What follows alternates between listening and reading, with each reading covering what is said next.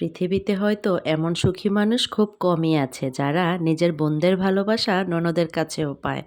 আলহামদুলিল্লাহ, আল্লাহর দরবারে আমি আমার বড় বোনদের কাছে যেই ভালোবাসাটা পাই ঠিক সেই আদরটাই আমার ননদও আমায় করে। সব বোনদের বাসায় বেড়ানো শেষ হয়েছে, এবার চলে যাচ্ছি ননদের বাসায়। সে তো পুরাই ব্যস্ত হয়ে গিয়েছে, অনেক কিছু রান্না করেছে আমাদের জন্য। কিছু কিছু মানসিক রোগী আছে যারা আমার এই সুখটাকেই সহ্য করতে পারে না। আমি আল্লাহর কাছে মনে প্রাণে চাই আল্লাহ যাতে আপনাকে সেই সুখটা দেয়। অন্যের সুখ দেখে না জ্বলে নিজের সংসারটাকে ওইরকমভাবে সাজান যাতে সুখে ভেসে যায়।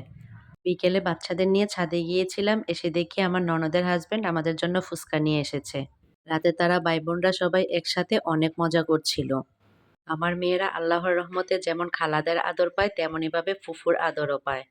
আল্লাহর কাছে অনেক অনেক শুকরিয়া আদায় করি আর অনেক বেশি দোয়া করি তাদের জন্য যারা আমাদেরকে এতটা ভালোবাসা দিয়ে আগলে রেখেছে।